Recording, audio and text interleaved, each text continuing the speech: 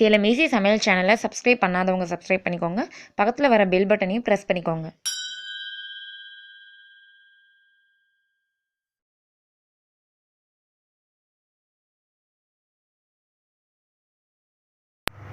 Hi friends, இன்றைக்கி நம்ம கிச்சனில் நம்ம பார்க்க போகிறது கோதுமை பரோட்டா. அது எப்படி செய்கிறதுங்கிறத பார்க்கலாம். ஃபர்ஸ்ட் வந்து நம்ம பரோட்டானா கடையில் தான் வாங்கிக்குவோம். அதுவும் வந்து மைதாவில் செஞ்சுருப்பாங்க. மைதா வேணாம்னு நினைக்கிறவங்க கோதுமையில் செஞ்சுக்கலாம் ஹெல்த்தியாக. பாருங்கள், கோதுமை மாவு வந்து நான் வந்து நெய் விட்டு நல்லா பிசைவாங்க. நான் எதுவுமே வந்து பிசையலை. வந்து சாதா எப்பயும் போல தான் வந்து நார்மலாக எப்படி நம்ம மாவு பிசைவோமோ அந்த அளவுக்கு பிசையணும். ஆனால் நல்லா அழுத்தம் கொடுத்து பிசைஞ்சு வச்சுக்கணும். எண்ணெய் மட்டும் தான் விட்டேன். எண்ணெயும் உப்பும் கொஞ்சம் சேர்த்து நார்மலாக பிசைஞ்சிருக்கேன். வேறு எதுவுமே நான் செய்யலை. இதில் கோதுமை மாவு நல்லா சாஃப்டாக பாருங்கள், இந்த மாதிரி சாஃப்டாக பிசைஞ்சு வச்சுட்டு கொஞ்சம் நேரம் அப்படியே விட்டுறணும். இப்போ வந்து நம்ம கோதுமை பரோட்டா எப்படி செய்யறதுங்கிறத பார்க்கலாம், எப்படி சுடுறதுன்ட்டு. சில பேர் சாஃப்டாக வரணுன்ட்டு பால் கூட விடுவாங்க. நான் பால் கூட விடலை, அப்படியே சாதாவாக தான் இந்த மாதிரி பிசைஞ்சு வச்சுருக்கேன். நம்ம இப்போ வந்து இந்த மாவில் பால் மாதிரி எடுத்துக்கலாம்.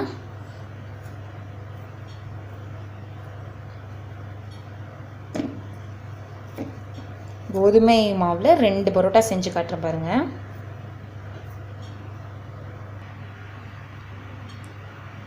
ஃப்ரெண்ட்ஸ் பாருங்கள், இந்த மாதிரி நல்லா வந்து பால் பண்ணிக்கோங்க. இங்கே பரோட்டா சாப்பிட்ணுன்னு நினைக்கிறவங்க இந்த மாதிரி செஞ்சு வந்து சாப்பிட்டுக்கலாம்.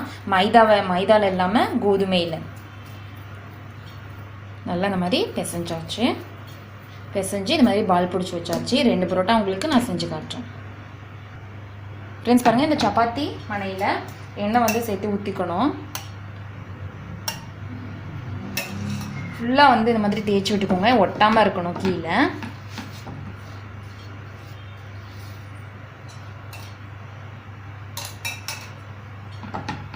நம்மளுடைய ஃபுல்லாக எண்ணெய் தேய்ச்சிக்கலாம். அப்புறம் நம்ம உண்டை பிடிச்சி வச்சுருக்கோம் இல்லையா, பால் தான் எடுத்துக்கலாம்.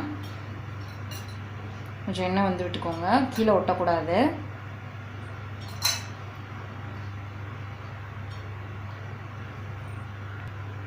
எந்த அளவுக்கு நீங்கள் மெலிசாக தேய்க்கிறீங்களோ அந்த அளவுக்கு நல்லா வந்து பரோட்டா வரும். வந்து தேய்ச்சிக்கணும். சப்பாத்தி தேய்க்கிற மாதிரி தான் இருக்கும். ஆனால் ஃபுல்லாக இந்த அகலத்துக்கு, இந்த சப்பாத்தி மண அளவு அகலத்துக்கு நம்ம தேய்ச்சிக்கணும் மெலிசாக.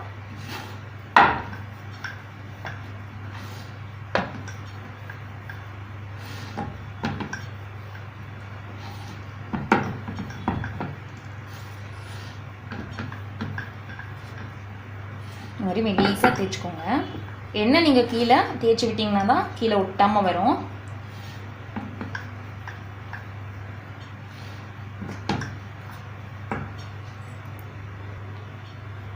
ஃப்ரெண்ட்ஸ் பாருங்கள், மெலிசாக தேய்ச்சாச்சு இந்த அகலத்துக்கு. இந்த மாதிரி கத்தியில் லேசாக இந்த மாதிரி கோடு போட்டுக்கோங்க. நீங்கள் அப்படியே மடித்து கூட செய்யலாம். இதில் உங்களுக்கு இது ஈஸியாக இருக்கும், அதனால் இந்த மெத்தட் சொல்கிறேன்.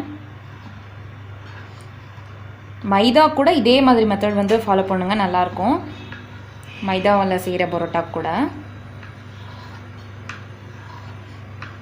நான் சொன்ன மாதிரி பால் எதுவும் விடலை. சும்மா நார்மலாக எப்படி நம்ம பிசைஞ்சு வைப்போமோ அந்த மாதிரி எண்ணெய் ஊற்றி உப்பு போட்டு பிசைஞ்ச மாவு தான் இது. கொஞ்சம் நேரம் ஊறணும், அவ்வளோதான். கொஞ்சம் நேரம் பிசைஞ்சு வச்சுட்டு அப்படியே விட்டுறணும், அவ்வளோதான். இந்த மாதிரி கோடு போட்டோம்.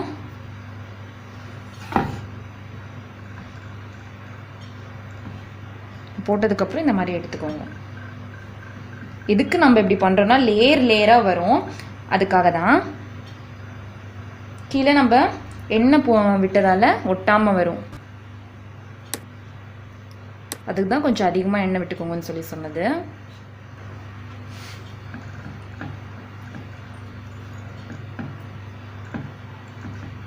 ஃப்ரெண்ட்ஸ் பாருங்கள், நம்ம எடுத்தாச்சு. இந்த மாதிரி லேயராக இருக்கணும் நம்மளுக்கு. இப்போ நம்ம சுற்றிக்கலாம்.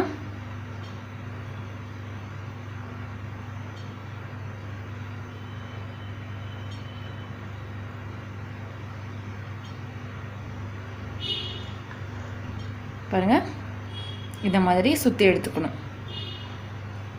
இப்போ இதை நம்ம தட்டிக்கலாம். கையிலே ப்ரெஸ் பண்ணுங்கள்.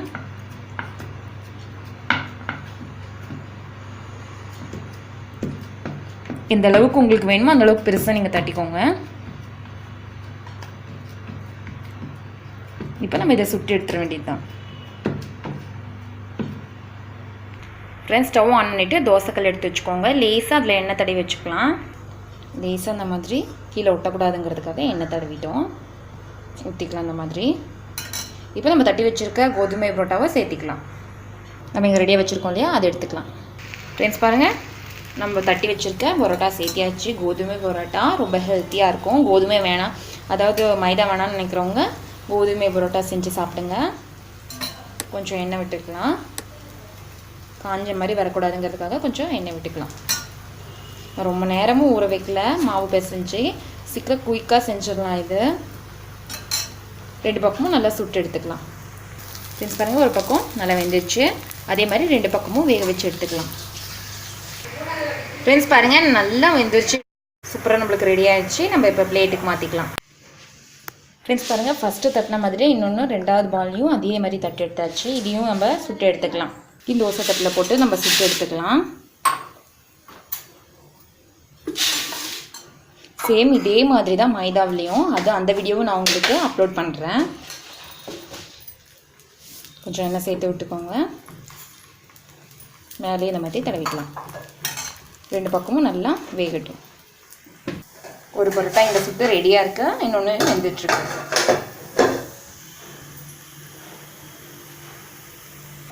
பாருங்கள், சூப்பராக நம்மளுக்கு ரெடி ஆகிட்டுருக்கு ஹெல்த்தியான கோதுமை பரோட்டா. ஃப்ரெண்ட்ஸ் பாருங்கள், இந்த மாதிரி நல்லா வேகணும். ஃப்ரெண்ட்ஸ் நல்லா வெந்துருச்சு. நம்ம வந்து பிளேட்டுக்கு மாற்றிக்கலாம்.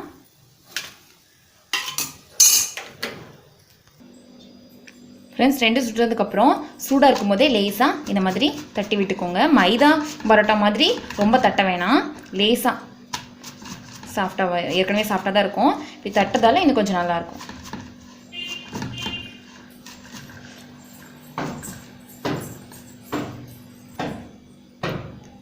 ஃப்ரெண்ட்ஸ் பாருங்கள், நம்மளுக்கு சூப்பராக ரெடி ஆகிடுச்சு கோதுமை பரோட்டா. பாருங்கள் எப்படி லேயராக வந்திருக்குன்ட்டு. நல்லா ஹெல்த்தியான பரோட்டா ரெடி ஆகிடுச்சு. இதுக்கு வந்து சால்னா வச்சுக்கிட்டா செமையாக இருக்கும். சிக்கன் சால்னா, மட்டன் சால்னா. நாங்கள் வந்து ஒரு டிஃப்ரெண்ட்டாக பட்டாணி குருமா வந்து செஞ்சுருக்கோம். சூப்பராக இருக்கும். இந்த காம்பினேஷன் கூட நல்லாயிருக்கும். ட்ரை பண்ணி பாருங்கள். ஃப்ரெண்ட்ஸ், இதை ட்ரை பண்ணி பார்த்துட்டு எப்படி இருக்குன்னு சொல்லிட்டு எனக்கு கமெண்ட்டில் சொல்லுங்கள். இந்த வீடியோ பிடிச்சிருந்தா லைக் பண்ணுங்கள். மறக்காமல் சேலம் ஈசி சமையல் சேனலை சப்ஸ்கிரைப் பண்ணி வச்சுக்கோங்க. இந்த வீடியோ உங்கள் ஃப்ரெண்ட்ஸ் பார்க்கணும்னு நினச்சிங்கன்னா ஷேர் பண்ணுங்கள். கண்டிப்பாக மைதா பரோட்டாவும் இதே மாதிரி நான் உங்களுக்கு அப்லோட் பண்ணுறேன். தேங்க்யூ.